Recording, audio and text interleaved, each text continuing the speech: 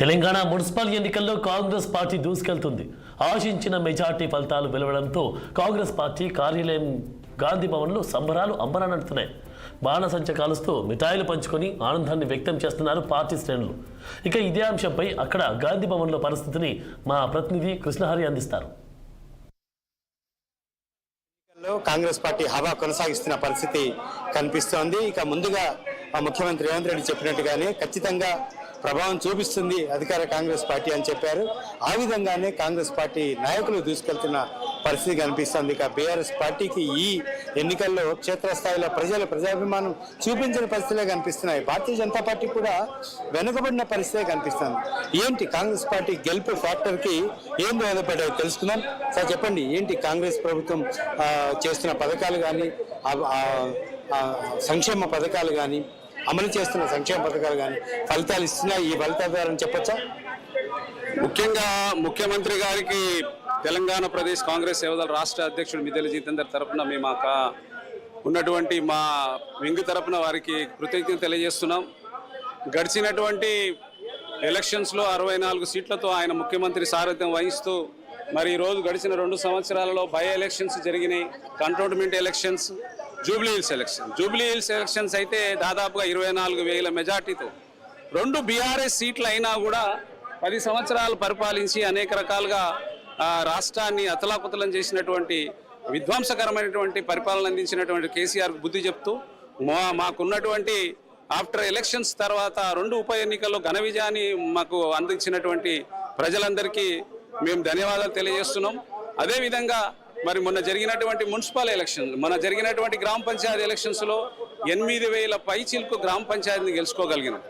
మరి అదేవిధంగా ఈరోజు మరి మున్సిపల్ ఎలక్షన్స్లో చూస్తే దాదాపుగా 90% మేము మున్సిపాలిటీలని దాదాపుగా 7 కార్పొరేషన్లు 116 మున్సిపాలిటీలలో 100 దాదాపుగా మేము కైసవం చేసుకోబోతున్నాం.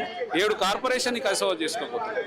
రాష్ట్రంలో ప్రజా సంక్షేమ పరిపాలన ముఖ్యమంత్రి రేవంత్ రెడ్డి గారి సారథ్యంలో నడుస్తుంది.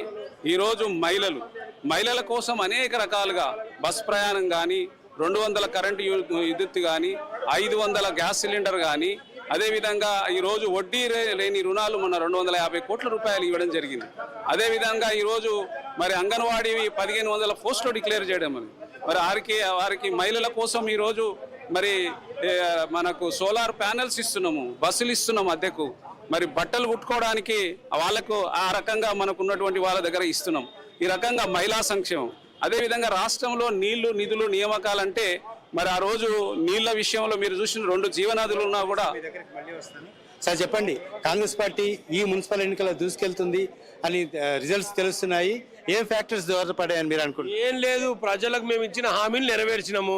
రేవంత్ రెడ్డి గారి పైన టీపీసీసీ అధ్యక్షులు మహేష్ కుమార్ గౌడ్ మా కేబినెట్ మంత్రుల పైన, మా ఎమ్మెల్యే పైన నమ్మకం పెట్టుకొని కాంగ్రెస్ పార్టీని గెలిపిస్తున్నారు. అదొకటే ప్రధాన నమ్మకము.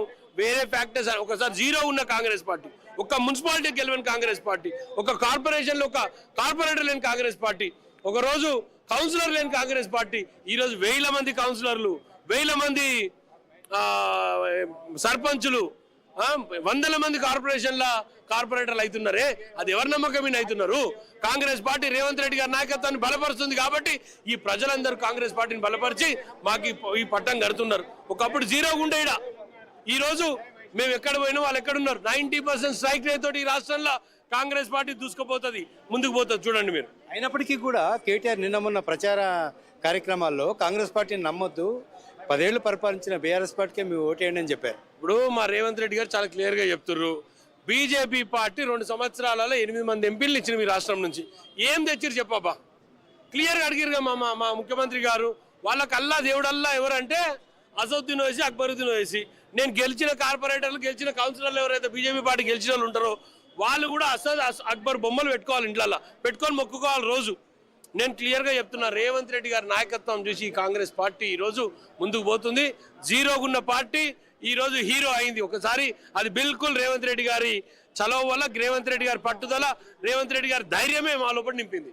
ఇదే పరంపర జిహెచ్ఎంసీ కానీ, మల్కాజ్గిరి కానీ, సైబరాబాద్ కానీ కొత్తగా అయినాయి. ఈ ఉత్సాహాన్ని కొనసాగిస్తారు 100%. రానున్న జిహెచ్ఎంసీ ఎలక్షన్స్, రానున్న మల్కాజ్గిరి కార్పొరేషన్ ఎలక్షన్స్, రానున్న సైబరాబాద్ కార్పొరేషన్ ఎలక్షన్ లో కాంగ్రెస్ పార్టీ విజయకేతనం ఎగిరేస్తుంది. ప్రతి డివిజన్లో కార్పొరేటర్ గెలుస్తాడు. కార్పొరేటర్ లేని తెలంగాణలో టోటల్ కాంగ్రెస్ భయం ఉంటుంది. టోటల్ కాంగ్రెస్ పార్టీ గెలుస్తుంది. ఫైనల్ కూడా చెప్పండి, లాస్ట్ బట్ నాట్ లీస్ట్, ఇదే ఎన్నికల ప్రచారం ముందు ఇటు బీఆర్ఎస్ కానీ బీజేపీ కానీ కాంగ్రెస్ పార్టీ పైన ఎన్నో ఆరోపణలు, ఎన్నో విమర్శలు, ఈ ఫలితాన్ని ఆధారంగా చేసుకొని ఏం చెప్తారు? నేను ఒక్కటేదో కోరుతున్నా, ఫస్ట్ వాళ్ళు ఆత్మవిమర్శన చేసుకోవాలి. They should కమ్అట్ with the facts. వాళ్ళు ఫ్యాక్ట్స్, ఇప్పుడు ఇవన్నీ ఫ్యాక్ట్స్ కదా. ఇప్పుడు నేను చెప్పేది బ్యాలెట్, ఇది క్లియర్ బ్యాలెట్, పబ్లిక్ ఇచ్చిన బ్యాలెట్ని మనం యాక్సెప్ట్ చేయాల్సిన అవసరం ఉన్నది. అడ్డగోలికి మాట్లాడినంత మాత్రం ఏమొస్తుంది? నువ్వు అరే తురే కొడితే మాకు కొట్టరాదా కేటీఆర్? నువ్వు అరే తురే కొట్టినంత మాకు కొట్టరాదా? ఏం మాట్లాడనికే రాదు? మాటలే కదమ్మా, నేర్చుకోవడానికి పెద్ద టైం పడుతుందా? సరే, మీ అంత అసభ్యకరంగా మేము మాట్లాడలేకపోవచ్చు కాక, కానీ సమాజము హర్షించే విధంగా అయితే మాట్లాడగలుగుతాం. మీరు అడ్డగోలుగా మాట్లాడిరే అరే తురే అని మాట్లాడతావా? బిడ్డ, మాకు కూడా తెలుసు ఎట్లా మాట్లాడాలనో. ప్రజలు చూపించారు కదా, నీ మాటలకు జవాబు ఎవరిచ్చిర్రు? మా రేవంత్ రెడ్డి గారు క్లియర్గా చెప్పారు, ఎవరికి జాతిపిత ఎవడు జాతిపిత, ఎవరికి జాతిపిత ఎవడు జాతిపిత అనే దాన్ని పబ్లిక్ యాక్సెప్ట్ చేసిరు. ఈరోజు నువ్వు అరేతురే, మా రేవంత్ రెడ్డిని అరేతురే కొట్టావు కదా, అది తిరస్కరించిర్రు. ఇది ఆలోచన చెయ్యాలి. ఎవడెవరికి జాతిపిత కాదు. ఖచ్చితంగా కాంగ్రెస్ పార్టీ రేవంత్ రెడ్డి గారు చాలా స్పష్టంగా చెప్పిర్రు, ఎవరికి జాతిపిత అనే దాని మీద పబ్లిక్ యాక్సెప్ట్ చేసిర్రు. రేవంత్ రెడ్డి గారి నాయకత్వాన్ని బలపరిచారు. Thank you sir. అది పరిస్థితి. ఖచ్చితంగా ప్రజామోదం ఉంది ఈ పార్టీకి అనే అంశాన్ని కూడా చెప్పుకొస్తున్న పరిస్థితి కనిపిస్తుంది. మన దగ్గర కాంగ్రెస్ అధికార ప్రతినిధి చెనగాని దయాకర్ సార్, చెప్పండి, మీరు తెలంగాణ యూత్కి మీరు ఒక ఐకాన్గా కనిపిస్తుంటారు అప్పుడప్పుడు. ఈ విజయాన్ని మీరు ఎట్లా అభివర్ణిస్తారు? ఈరోజు 116 కార్పొరేషన్లో తెలంగాణ ప్రజలు ఒక అద్భుతమైన తీర్పును అందించారు. ప్రజాపాలనకు, ముఖ్యమంత్రి రేవంత్ రెడ్డి గారి పాలనకు, 27 నెలల ప్రజాపాలనకు ప్రజలు ఒక అద్భుతమైన తీర్పును అందించారు. ఒక బాధ్యతను పెంచారు. బీఆర్ఎస్ బీజేపీ నాయకులు ఒకే ఎజెండాతోని కలిసి పోటీ చేసిన ప్రజలు దాన్ని తిప్పికొట్టారు. కేటీఆర్ అహంకారపూరితమైన మాటలకు, పొగరుబోతు మాటలకు, అబద్ధాలకు, అసత్యాలకు, ఇవాళ తప్పుడు సమాచారాలకు ప్రజలు చెంప చెల్లుమనేలా తీర్పిచ్చారు. ఈ తీర్పు తెలంగాణ ప్రభుత్వం కాంగ్రెస్ ప్రభుత్వం పైన బాధ్యతను పెంచారు. మరొక 10 ఏళ్లు కాంగ్రెస్ ప్రజాపాలనకు పునాది వేశారు. తెలంగాణ సమాజం, తెలంగాణ ప్రజలు గర్వపడేలా ఇవాళ ప్రపంచ దేశాలతో పోటీ పడే విధంగా ఇవాళ పట్టణ అభివృద్ధి కోసం మేము ప్రణాళిక చేసుకొని ప్రజల విశ్వాసాన్ని మేము నిలబెట్టుకుంటాం. ప్రజలు ఇచ్చినటువంటి ఈ గౌరవం, ఈ తీర్పుని మేము అహంకారంతో మేము పొంగిపోము. ప్రజల బాధ్యతగా మేము స్వీకరిస్తాం. మరొక 10 ఏళ్లు కాంగ్రెస్ ప్రభుత్వమే తెలంగాణలో ఉంటుందనడానికి ఈ మున్సిపల్ ఎన్నికలే నిదర్శనం. కాబట్టి తెలంగాణలో ప్రజాపాలనకు ఎదురు లేని విధంగా ప్రజలు ఈ అద్భుతమైన తీర్పిచ్చినందుకు ప్రజలందరికీ కూడా వాళ్ళకు ధన్యవాదాలు, కృతజ్ఞతలు. ఈ ఫలితాల వెనుక కాంగ్రెస్ పార్టీ కార్యకర్తలు, తెలంగాణ సమాజం ఎంతో కృషి చేసింది. కాబట్టి తెలంగాణ రాష్ట్రంలో ఒక అద్భుతమైన మార్పు జరిగింది. ప్రజలు ఏం కోరుకున్నారు? ఒక స్వేచ్ఛను కోరుకున్నారు, స్వయం పాలనను కోరుకున్నారు. ఇవాళ మేము మాట్లాడితే మా దగ్గరకు వచ్చే ముఖ్యమంత్రిని కోరుకున్నారు, మంత్రుల్ని కోరుకున్నారు. కాబట్టి ఈ మార్పు అనేది తెలంగాణ దశ దిశకు ఒక నాంది పలికే విధంగా గొప్ప అద్భుతమైన తీర్పు అందించారు. ఎన్నో రకాల విష ప్రచారాలు చేశారు. ఇవాళ మేము పోలింగ్ బూత్లలో ఆగమాగం చేస్తున్నామని, డబ్బులు పంచి పెడుతున్నామని, రకరకాలుగా ఓటర్లని ప్రభావాలకు గురి చేస్తున్నామని. ఓటర్లు అనే వాళ్ళు చాలా తెలివైన వాళ్ళు కాబట్టి వాళ్ళని ప్రభావితం చేయలేవు. వాళ్ళకి తెలుసు ఏ పార్టీ ఉండాలి, ఏ ప్రభుత్వం ఉంటే మాకు అండగా ఉంటుంది, ఏ పార్టీ అయితే అండగా ఉంటుందని కడుపు నిండా విశ్వాసంతో, నమ్మకంతోనే ప్రజాపాలనకు వాళ్ళు దీవించారు.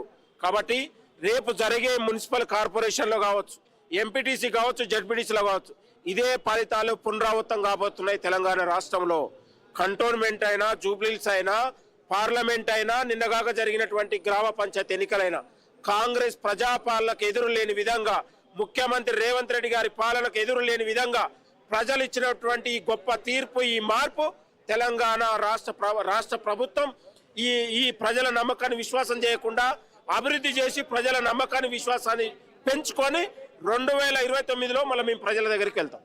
థ్యాంక్ యూ అండి, ఆల్ ద బెస్ట్. అది పరిస్థితి చూసాం. చాలా వరకు కూడా కాంగ్రెస్ పార్టీ నాయకులు ఈ విజయాన్ని ఆస్వాదిస్తున్న పరిస్థితి కనిపిస్తోంది. ఈ విజయాన్ని ఆసరాగా తీసుకొని భవిష్యత్తుకి పునాదులు వేసుకుంటున్న పరిస్థితి కూడా స్పష్టంగా కనిపిస్తోంది. ఇది ప్రజా తీర్పు, అనూహ్య తీర్పు. ఏ పార్టీని కూడా ప్రజలు నమ్మలేదు, ఒక కాంగ్రెస్ పార్టీని తప్ప అనే అంశాన్ని చెప్పుకొస్తారు. ఇదే ఉత్సాహాన్ని క్యారీ ఫార్వర్డ్ చేస్తూ రాబో జిహెచ్ఎంసీ ఎన్నికల్లో కూడా విజయాన్ని నమోదు చేస్తామనే అంశాన్ని కూడా చెప్పుకొస్తున్న పరిస్థితి కనిపిస్తుంది. Over to studio.